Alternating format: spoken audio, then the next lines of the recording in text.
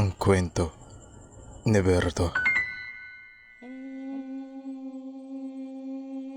Ang kwentong ito ay hango sa totoong buhay. Mula ito sa isa nating tagapakinig na itago na lang natin sa pangalang Kulot. Taong 1991. Probinsya ng Bicol. Araw ng Lunes, bandang 7:00 ng gabi. Kung kailan sarado na ang karamihan sa mga kapitbahay ng binatang si Kulot. Saka naman ito napalayas ng mga magulang ng araw na yon. Nagkaroon sila ng matinding sagutan ng ama. Hindi na nito nakayanan na palaging umuuwi na wala sa sarili ang anak. O kaya naman, namemerwisyo lamang sa loob ng tahanan. Matagal na panahon na ang nakalilipas. Magmula nang mapariwara ang buhay ng binata sa hindi malamang dahilan. Lalo pat lahat naman ng suporta nakukuha niya sa mga magulang. Hindi din nila maintindihan ang nangyayari sa anak. Ngunit nanatiling tikom ang bibig ng binata. Dahil lumaki itong malayo ang loob sa mga magulang. Tanging sa mga kabarkada lamang na ilalahad ang totoong saloobin. Lalo na sa matalik na kaibigang si Bibo. Simula pagkabata, ito na ang kasama ni Kulot kaya halos kapatid na din ang turingan ng dalawa. Kaya naman ng gabing napalayas ng mga magulang. Walang ibang napuntahan ang binata kundi ang kaibigang si Bibo. Hindi man kilala ang binata. Naging bukas naman sa pagpapatuloy kay Kulot. Ang kasama lamang ni Bibo sa tahanan ay ang ama at si Lola Karing. Hindi naman abala ang trato ng mga ito sa binata. Lalo pat nakakaangat rin sa buhay sina Bibo. Wala namang problema kay Kulot ang mga unang araw na paninirahan sa lugar. Naitanong naman ng ama ni Bibo kung ano ang nangyari kay Kulot. Ngunit itinago niya ang katotohanan. Sinabing kaya siya umalis ng tahanan dahil sa pisikal siyang sinasaktan ng ama at dahil wala sa sariling tahanan. Kahit papano umiiwas muna si Kulot na lumabas at gumala. Sa tubing niyayaya ito ni Bibo, kusa namang tumatanggi si Kulot. Lalo pat wala nang iba pa siyang matutuluyan kung sakaling muling mapaalis sa bagong tinitirahan. Tuwing hapon naman, sumasama ito kay Lola Karing sa pagpapakain ng mga manok. Napakadami ng alaga ng matanda na ikinatuwa ni Kulot. Lalo pat mahilig din ito sa mga manok. Nasa katapat lang naman ng bakurang pinagtatambayan ng pamilya ni Bibo ang kulungan. Ngunit ayon kay Kulot, tuwing gabi na tumatambay doon, hindi niya halos makita ang mga alaga dahil karamihan sa mga ito kulay itim. Hanggang sa isang araw, naiwang mag-isa sa tahanan si Kulot. Lumuwas ang buong pamilya ni Bibo ng probinsya para dumalo sa burol ng tiyuhin. Hindi na iba pa sa mga ito si Kulot. Kaya ipinagkatiwala muna nila ang tahanan sa binata. Lalo pat halos 4 na araw din silang mawawala. Maayos namang iniwan ng pamilya si Kulot. Lalo pat puno rin ang kusina ng mga pwedeng mailuto. Mahigpit namang ibinili ni Lola Karing na wag basta iwanan ang tahanan. Kaya hindi rin naman umalis si Kulot. Ayon sa binata, kakaiba ang bawat salita ng matanda. Dahil madali siya nitong napapasunod at napapaamo. Sa katunayan, sa ilang linggo pa lamang na pananatili kina Bibo, unti-unti na nitong nabago ang binata. Ayon kay Kulot, para itong nagsilbing ina sa kanya. Ramdam ng binata kung paano ito magmalasakit at magparamdam ng pag-aalaga na kailanman hindi niya naranasan sa tunay na magulang. Sa ika-3 araw na mag-isa sa tahanan, hindi mapakali ang binata. Nagpasya na lamang ito na maglinis hanggang sa makaabot sa isang kwarto, kung saan tumambad sa kanya ang sandamakmak na mga itlog. Sa ibabaw ng isang malapad na lamesa, may garapong gawa sa salamin. Bawat isa sa mga ito ay may nakaimbak na itlog. Sa parting baba naman, may isang manok na magkahalo ang kulay na itim at pula. Nasa loob ng kahon na tila nangingitlog. Sa katabi naman, may isa pang kahon na puno ng mga itlog. Sa pagtitig sa mga garapon, napapansin niyang bahagya itong bumubula. Ngunit hindi na niya ito gaanong pinagtuunan ng pansin. Tanghalian na ng mga oras na yon. Nakaramdam na ng gutom at kumuha na lamang ito ng 2 itlog galing sa kahon. Pumunta si Kulot ng kusina para maghanda ng makakain at nang matapos, ipinagpatuloy na ang paglilinis. Buong maghapon na naging abala ang binata at bandang 5:00. Bigla itong napatakbo sa bakuran nang marinig na tumatawag si Bibo. Napaaga ang kanilang pag-uwi dahil kagad ding nailibing ang tiyuhin. Nagluto naman si Kulot ng makakain ng pamilya. Matapos na makapaghapunan, kagad nang natulog si Bibo at ang ama. Samantalang si Lola Karing naman, nagpaiwan sa kusina. Habang naguhugas ang binata, lumapit dito ang matanda at paulit-ulit siyang tinapik sa balikat, kasabay ng abot-tengang pagngiti. Ayon kay Kulot, nang mga oras na yon nararamdaman niyang may kakaiba sa presensya ng matanda.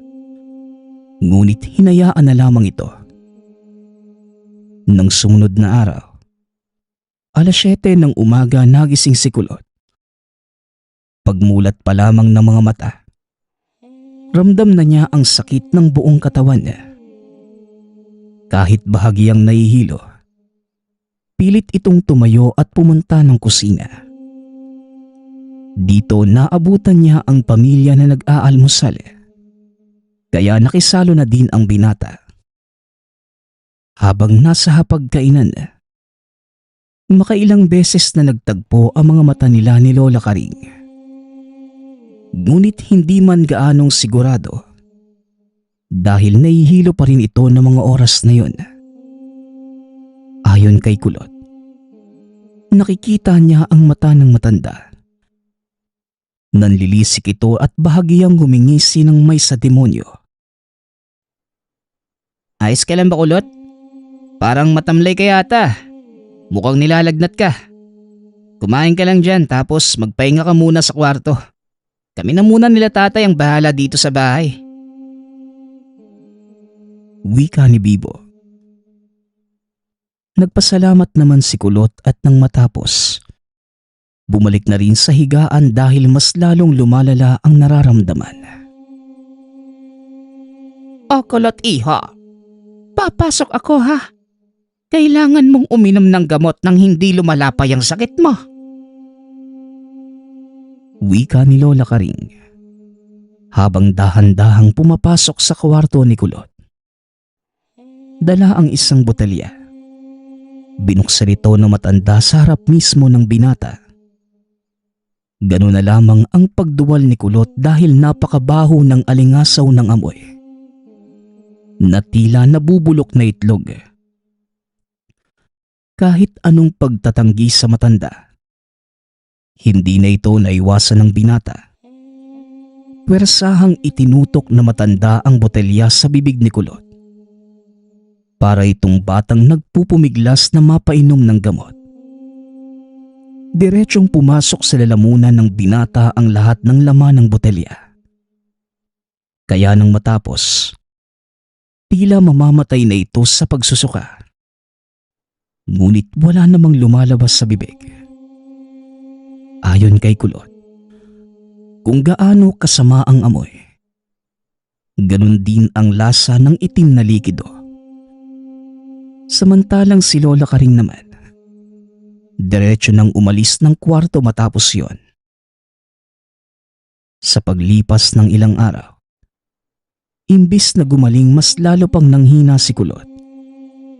Sa loob ng binata, ang dahilan nun ay yung araw-araw na ipinapainom ng matanda sa kanya. Hindi rin naman niya magawang kumontra dahil hindi na din niya magawa pang bumangon. Ganun na lamang din ang lungkot na naramdaman ni Kulot dahil magmula ng magkasakit, hindi man lamang ito dinalaw ng kaibigan. Tanging si Lola Karing lamang ang pabalik-balik sa kanyang silid. Isang gabi, magmula sa kinahihigaan, natanaw ni Kulot ang bilog na buwan. Nang mga oras na yon, nakakapagtakang napakalakas ng pakiramdam niya. Gayong noong nakaraang araw, halos hindi na makayanan pang makabangon. Dahil napakatahimik ng kapaligiran at batid na tulog na ang mga kasama. Dahan-dahan itong lumabas sa bintana para tumakas. Wala na itong ibang naiisip kundi bumalik sa tahanan. Dahil nag-iba na ang pakikitungo sa kanya ng matanda. Samantala, kung kailan isang kabig na lamang ng pinto ng bakuran para makalabas, bigla itong hinila ng matanda. Ayon kay Kulot, napakalakas ni Lola Karing kaya hindi ito basta nakapalag sa matanda. Dinala siya nito sa likod na parte ng tahanan. Ngunit ang ipinagtataka ni Kulot, may isang napakalalim na hukay doon. Dahil sa nakikita, mas lalo itong nanlaban sa matanda dahil baka doon siya ililibing ni Lola Karing. Nang makakuha ng tiyempo, sinuntok nito ng malakas ang matanda. At sa napakabilis na paraan, tinakbo ang daan pauwi. Nang makarating sa tahanan, doon lamang niya naramdaman ang mga sugat sa paa na natamo. Oh, mabuti naman at naisipan mo nang umuwi, iho. Pumasok ka nga dito. Alam kong kailangan mo ng tulong ko. Wika ng lolo ni Kulot na si Lolo Giro. Matagal na wala sa lugar ang matanda dahil may pinuntahan itong misyon sa kabilang probinsya.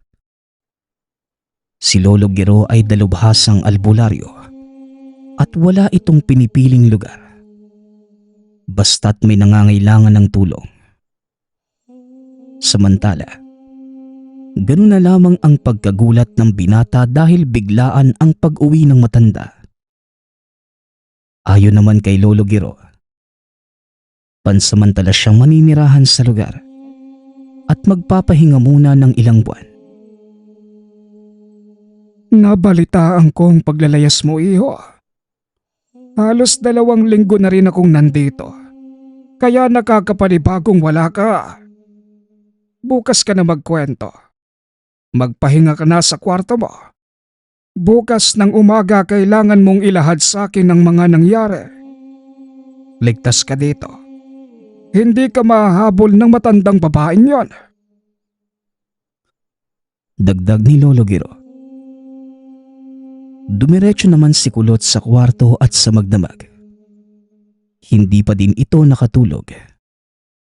Bandang 4:00 ng umaga, lumabas ng kwarto si Kulot at kasabay na uminom ng kape ni Lolo Giro. Habang inaantay na sumapit ang bukang liwayway, lahat ng mga nangyari sa tahanan ni Bibo na ikwento ni Kulot sa lolo.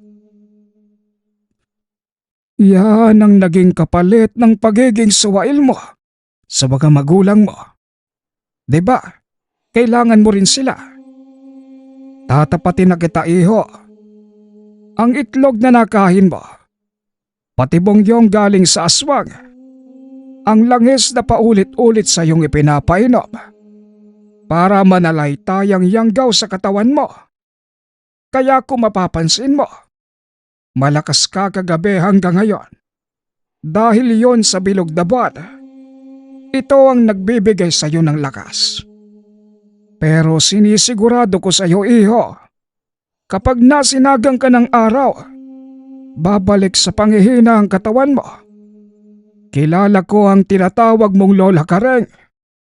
Matagal na siyang perwisyo sa lugar na ito. Kailangan mong magpahinga buong maghapon. Mamayang gabi, kakailanganin ko ang tulong mo para tuluyan ang maputol ang pagpapalaganap ng lahi ng aswang na yon. Pagsasalaysay ni Lolo Giro. Dahil sa narinig, hindi naman halos makapaniwala si Kulot. Lalo pat kapamilya ito ng matalik na kaibigan. Hindi nagtagal. Nagpakita na ang araw. Kagaya ng sinabi ni Lolo Giro, muling bumalik ang panghihina ni Kulot. Sinunod naman niya lahat ng inuutos na matanda sa kanya. Sa sobrang pagnanais na makabalik sa dati, buong maghapon walang ibang ginawa ang binata kundi magpahinga. Pagsapit ng 6:00 ng gabi, ginising na ni Lolo Giro si Kulot at pinaghanda. Sa likod na parte ng tahanan, kung saan nakaupo si Kulot, doon isinagawa ng albularyo ang rituale. Sa mismong harapan ni Kulot, naglagay ito ng 3 malalaking bato na magkakaharap. May ibinulong sa mga bato ang albularyo at hindi nagtagal. Narinig ni Kulot ang paghuni ng uwak. Kasabay ng malakas na boses, binanggit ng matanda ang dasal na kung tawagin sa salitang Bicol ay minatubod. Nang akmang nasa parte na ito ng katagang ipinako sa krus si Jesucristo, kumuha ng isa pang bato si Lolo Giro. Ibinaon sa lupa ang pakong hawak. Walang ano-ano May isang uwak na kusang dumapos sa isa sa 3 bato na magkakaharap.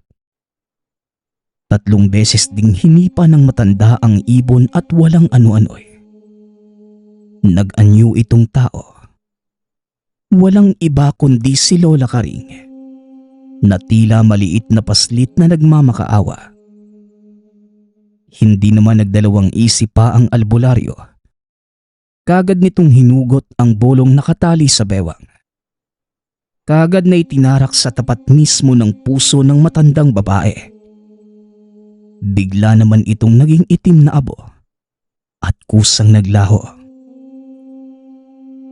Hindi natin pwedeng hayaang mabuhay ang nilalang na yon. Hindi ka makakawala sa sumpa hanggat buhay siya. Sa ngayon, ikaw naman ang gagamutin ko, iho. Ito ang palaging tatandaan mo po. Ang bolong gagamitin ko sa pagpatay sa sisiw na makukuha ko sa iyo. Kailangan mong itago. Sa oras na sabihan kita, pumasok ka na sa loob ng bahay. Kunin mo ito sa kamay ko at itarak mo sa puno ng saging sa tapat ng kusina. Kailangan na hindi ko yan makita hanggang sa muling pag-alis ko sa lugar. Bili ni Lolo Giro. Sumang-ayon naman ng binata at matapos yon, naghanda na ng 2 lubid ang matanda. Itinali ito sa sanga ng 2 kahoy. Ibinitin patiwarik si Kulot. Ayon sa matanda, kailangan niyang nguyain ang dahon ng buyo kasabay ng pag-inom sa banal na tubig. Hindi na nagdalawang isip pa si Kulot. Ipinasok sa bunganga ang dahon at pikit mata itong ginaya. Habang ginagawa yon, Nakaramdam ng paggalaw sa tiyan ang binata at papunta sa bibig. Maya-maya pa, naisuka na ni Kulot ang lahat ng mga dahon ng buyo, kasama ang itim na sisiw na wala ng buhay. Kaagad namang kinalaga ng albularyo si Kulot at naupo sa tabi niya. Gamit ang bolo, pinagtataga ng matanda ang sisiw hanggang sa maging pira-piraso.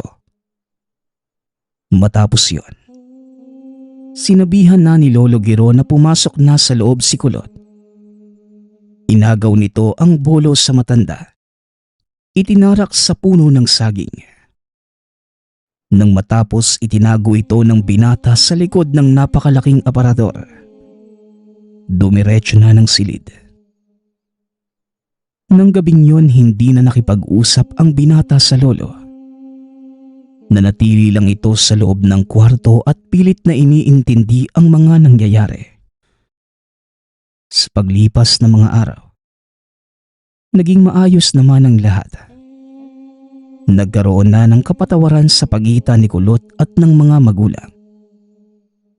Ngunit nanatiling sikreto sa maglolo ang tungkol sa pagtugis sa nilalang na si Lola Karing. Hanggang sa lumipas pa ang ilang linggo, sinabi ni Lolo Giro na pupunta na muli siya sa kabilang probinsya para tapusin ang iba pang misyon. Iminungkahi naman ng ama ni Kulot na isama na muna ng matanda ang apo, dahil baka makatulong ito sa pagbabagong buhay ng binata. Hindi naman tumanggi si Kulot, lalo pat dahil sa mga nangyari. Naging bukas ang isipan niya patungkol sa mga ginagawa ng lolo. Kaya naman nang sumunod na pag-alis ng lolo, kasama na ang binata, pinayagan din ito ni Lolo Giro na dalhin ang bolong binigay sa kanya, dahil maaari itong magamit lalo na sa pakikipagbuno sa mga aswang. Ayon sa binata, iba ang buhay ng mga tao sa lugar. Halos lahat nabubuhay sa takot sa mga nilalang. Sa bawat araw nakikita kung paano makipagbuno sa mga nilalang ang lolo. Hindi maiwasang makabisa na rin ni Kulot ang mga ginagawa. Kaya sa mismong lugar na yon, hinasa ng binata ang abilidad gamit ang lolo. Sa paglipas ng ilang buwang pananatili, dito na lubos na intindihan ng binata ang kalakasan at kahinaan ng mga aswang. Nagagawa na rin itong sumagupa ng mag-isa at ayon sa kanya, nakakamangha ang kapangyarihan ng bolo, dahil kahit saan maitarak, kusang namamatay ang nilalang. Paliwanag naman ng lolo kaya ito naging makapangyarihan na, dahil sa ginamit yun sa sisiw na galing mismo sa katawan ni Kulot. Hindi talim ng bolo ang nakakapatay sa mga nilalang, bagkus ang kamandag na dala. Sa pagpapatuloy ng buhay ng binata, nang magkaroon ng pagkakataong makauwi sa lugar, naging isa itong tagatugis din ng mga nilalang.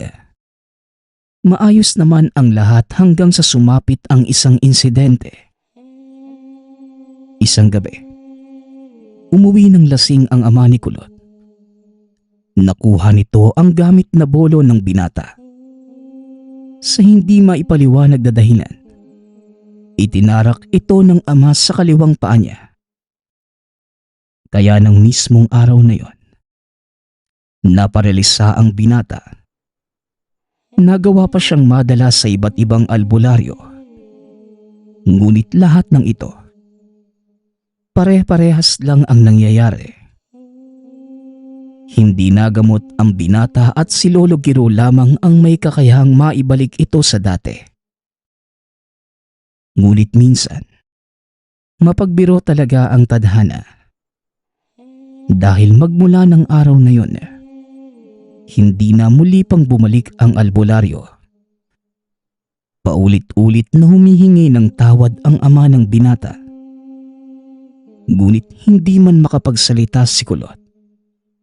Ipinahiwatig naman itong pinapatawad niya ang ama.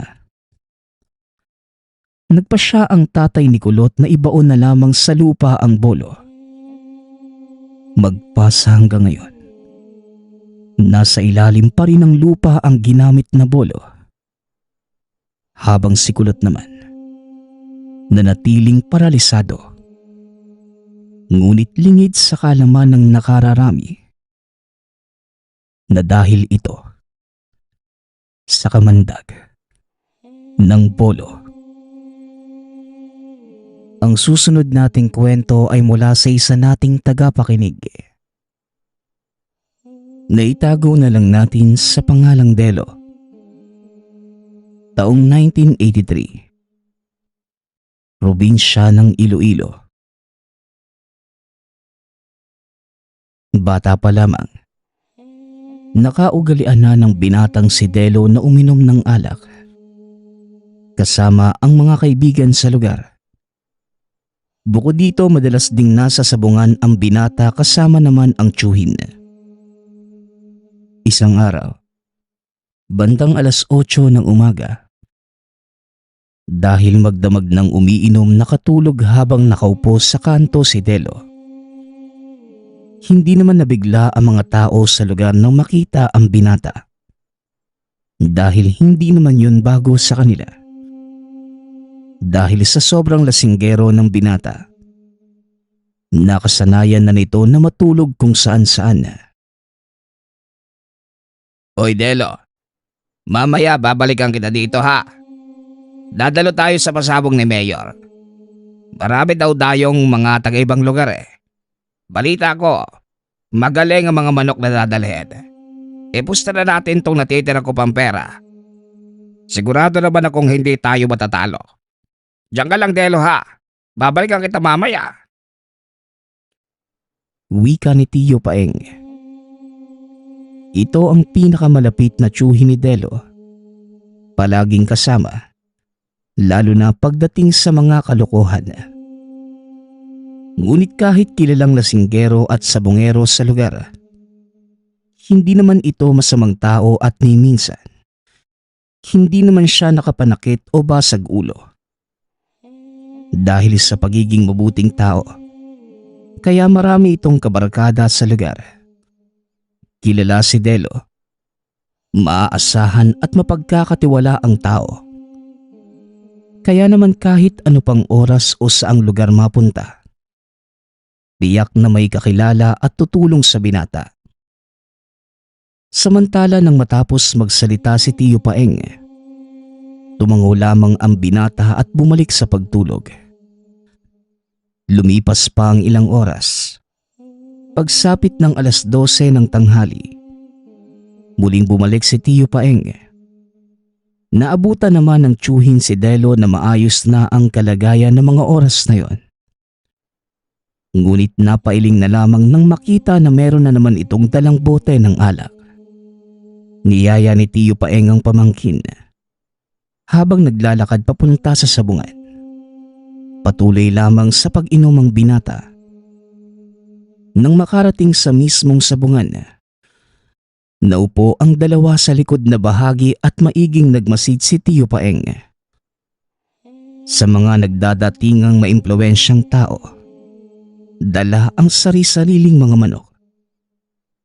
Namangha naman ang tiyuhin dahil lahat ng nakikitang panabong, siguradong may ibubuga sa labanan. Samantalang si Delo naman, walang pakialam sa mga nangyayari. Nakaupo ito katabi ng tiyuhin at nagsisimula ng humilik. Ay nako, talagang bata ka, oo. Hindi ka pa nga nakakabangon sa pagkalasing kagabi. Uminom ka na naman. O sige, matulog ka na lang dyan. Kikilatesin ko muna ng maigi ang pupustahan natin. Diyos ko po, gabayan niyo po sana kami. Naway maging swerte ang araw na ito. Wika ni Tiyo Paeng. Hindi nagtagal nagumpisa na ang sabong. Bago pa pumili ng manok na pupustahan, tinatanong muna ni Tiyo Paeng ang katabing lasing. Kahit nakapikit, malinaw pa ding sinasabi ng binata ang dapat pustahan. Kung sino man ang banggitin ni Delo, walang mintis na nananalo si Tiyo Paeng. Sa ganitong paraan palaging pumupusta sa sabungan ang tiyuhin. Sa ilang taong ginagawa yon, 100% na palaging tama ang sinasabi ni Delo. Ngunit ang pagkapanalo ng sunod-sunod ay limitado lamang. Dahil sa oras na hindi na magsalita si Delo, nawawala na din ang swerte ng tiyuhin. Paminsan binibiro pa nito si Delo na baka may nakatagong mutya o anting-anting ang binata dahil sa dalang swerte. Tumugon naman ang binata na wala. Talagang malakas lamang siya sa tsamba. Nang araw na yon, dahil sa dami ng magkalabang manok, matapos ang ilang beses na panalo, noong hindi na tumutugon pa ang binata, tumigil na din sa pagpusta si Tiyo Paeng. Dati nasubukan na niyang ipagpatuloy pa ng walang tulong ng binata. Kaya lahat ng naipanalo ay napunta lang din sa wala. Nagpatuloy na lang siya sa panunood at triple na ang pera sa bulsa. Nang magising naman si Delo, sumasabay na ito sa hiyawan tuwing may nananalong mga manok. Bandang 4:00 ng hapon, dahil nanonood na lamang at hindi na pumupusta pa, nagyaya nang umuwi si Delo. Umalis na ang dalawa sa sabungan at habang naglalakad, hindi na iwasan ng magtiyuhi na pag-usapan ang kapitbahay ng binatang si Dado. Hindi ko nga rin po alam, Tiyo, kung bakit mainit ang ulo sa akin ng dadong yun eh.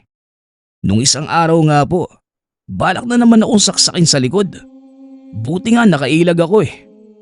Hayaan na nga po natin yun. Ayos lang po hanggat hindi naman ako nasasaktan. Wika ni Delo. Si Dado ay halos kasing edad lamang ni Delo. Ang tahanan nito ay kaharap lamang ng mismong bahay niya. Kaya napaka-imposibleng hindi magtagpo ang dalawa. Dati pa malaki ang galit ni Dado kay Delo. Ngunit hindi naman niya malaman ang totoong dahilan. Lalo pat ni minsan hindi naman ito nasaktan o nakasagutan. Ayon kay Delo, puro kabutihan ang pinapakita niya kay Dado. Ngunit kabaliktaran naman ang ugali nito sa kanya. Sa ganitong mga tao, bagamat minsan nakakaramdam na din ng galit si Delo, mas pinipili pa rin niyang pahabain ang pasensya. Labis ang ginagawang pag-iingat ni Delo na walang makagalit dahil naipangako niya ito sa Panginoon. Samantala, pag-iingat na lamang ang tanging naipayo ni Tiyo Paeng dahil hindi naman niya kilala si Dado.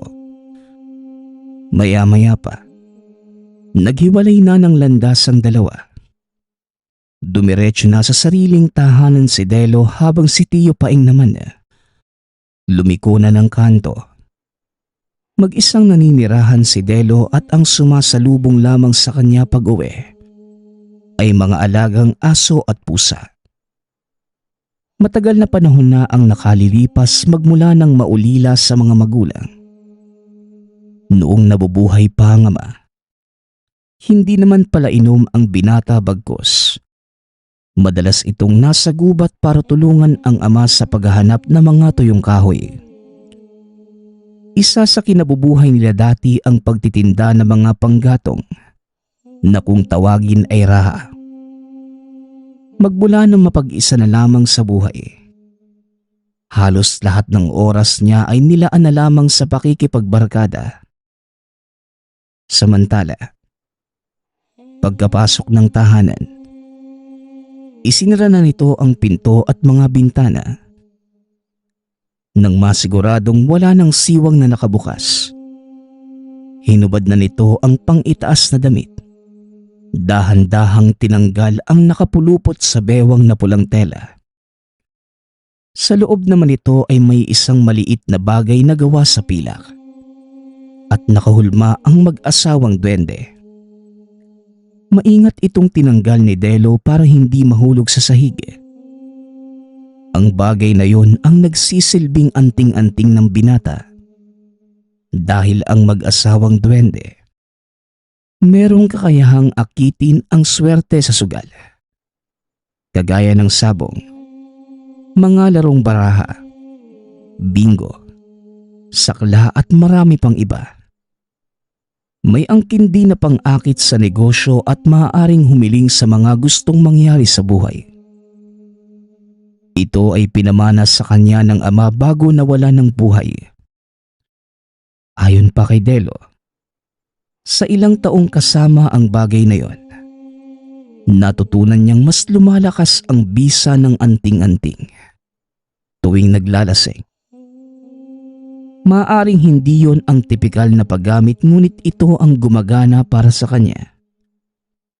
Sa kabila ng paglalasing para maakit ang swerte, ang kabutihang loob ang hinding-hindi nakakalimutan ng binata dahil ito ang paulit-ulit na ibinili ng ama.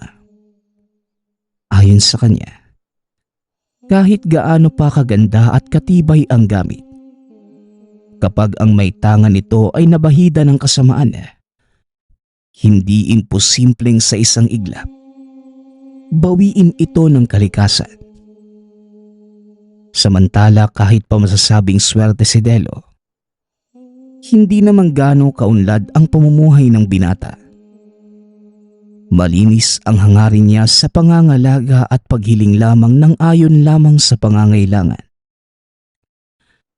Matapos namang mailagay ito sa pulang tela, ipinatong na ni Delo ang anting-anting sa lamesa kung saan katabi ang iba't ibang klase ng mga agimat. Bago magpahinga sa gabi, sinisigurado niyang madadasalan ang mga alagang anting-anting.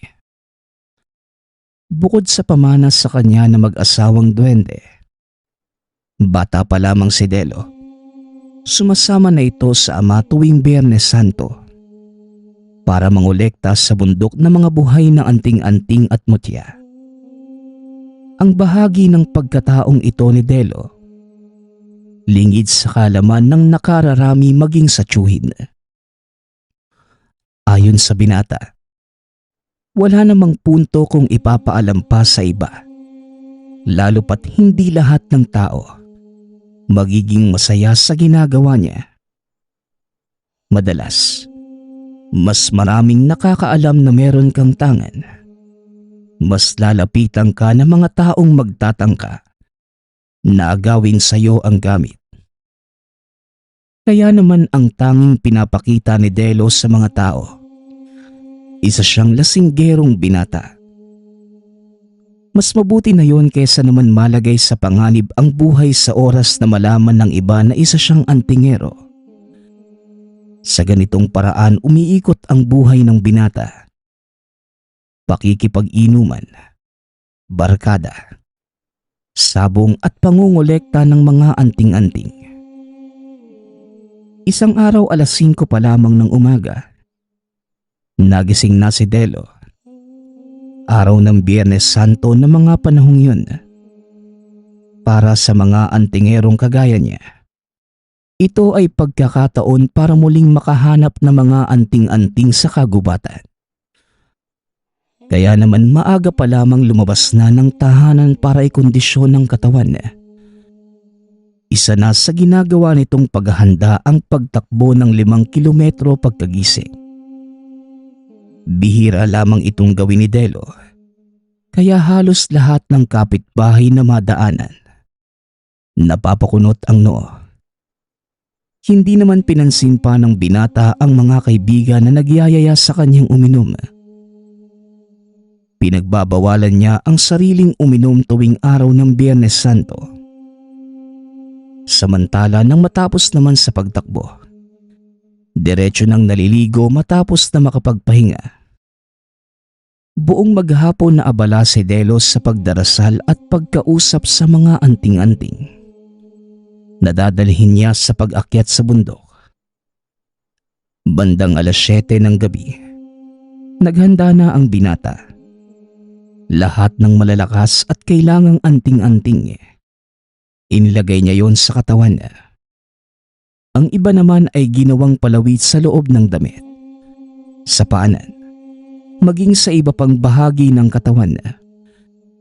Ito naman ang ginagawa ni Delo tuwing gabi ng Biyernes Santo. Naghahanda ang binata dahil malakas ang mga nilalang at elemento sa araw na yon. Ayon pa kay Delo, tanging ang mga pangkalikasang nilalang lamang ang kaagaw at kalaban sa paghahanap ng mga tangan. Kaya naman, nang mag-umpisa ng maglakad ang binata paakyat ng bundok, hanggat maaari, iniiwasan niya ang mga madadaanang kapitbahay. Dahil baka magtanong pa ito sa kanya kung saang-saang sulok na dumaan si Delo para walang makahalata, hanggang sa naging matagumpay siyang nakarating sa paanan ng bundok. Hindi naman kagad nakakita ng mga tangan ang binata. Kailangan pa niyang mag-antay ng 12:00 ng gabi. Doon lamang mararamdaman kung nasan ang mga mutya sa lugar. Naglakad na lang muna ang binata at naghanap ng parte ng bundok na maaaring pagpakitaan ng mga mutya. Sa paglilibot, hindi man sigurado ngunit nakarinig siya ng yapak ng tao. Tila sumusunod sa kanya, kaya nagmadali nang maglakad ang binata para mailigaw ito. Ngunit napaisip ang binata na baka paraan lamang iyon ng mga nilalang para mawala ang atensyon sa paghahanap ng mga mutya. Nang akmang nakatago na ang binata sa malaking puno ng akasya, hinanap niya kung saan nanggagaling ang tunog ng mga yapak. Ganun na lamang ang pagkabigla ni Delo nang makita ang kapitbahay na si Dado na may dalang bote na may lamang alak, habang may hawak namang baril sa kabilang kamay. Maya-maya pa, tinawag ni Dado ang pangalan ni Delo. Pinapalabas nito ang binata sa pinagtataguan. Ngunit ang pag-iingay ay pinagbabawal na mga oras na yon dahil nabubulabog ang kalikasan. Gawa ng ayaw makaperwisyo ng iba, nagpakita na ito kay Dado para matigil na sa pagsigaw. Kung ano-anong mabibigat na salita ang lumalabas sa bibig ni Dado at maya-maya pa, walang pag-aatubiling itinutok sa dibdib ni Delo ang baril, kasabay ng pagkalabit. Inaasahan ni Dado na mamamatay ang binata, ngunit nagkamali siya dahil protektado si Delo ng mga anting-anting. Hanggang sa napansin ni Dado na bumalik lamang sa kanya ang bala ng pinaputok na baril. Hindi malaman ni Delo ang gagawin. Kahit pa pinagtangkaan siya nitong patayin, nagawa pa rin niyang pakitaan ng malasakit si Dado. Nilapitan niya ang nakahandusay na binata at tinangkapang gamutin. Ngunit sa puntong yon, hindi gumagana ang hawak ng mga gamit. Doon lamang naalala ni Delo na sa mga oras na yon, walang kakayahan ang mga itong makatulong sa ibang tao.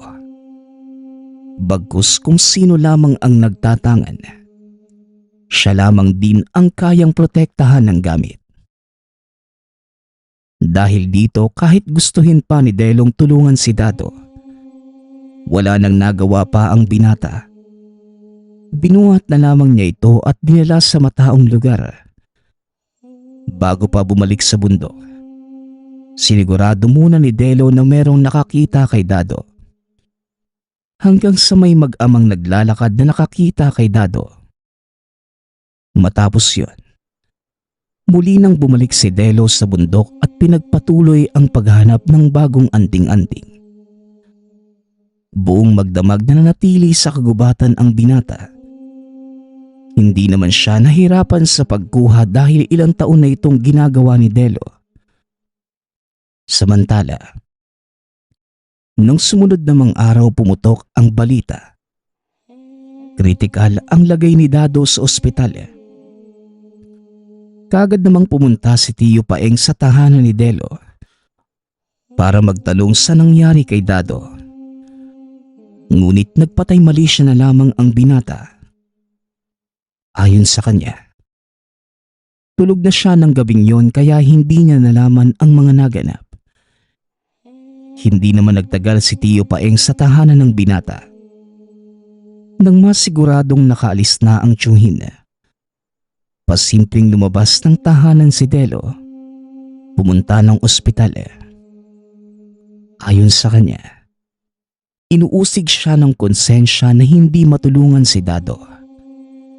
Maswerte naman dahil nang mahanap ni Delo ang kwarto ni Dado, wala namang nagbabantay. Sinamantala ng binata ang pagkakataong mapagaling si Dado.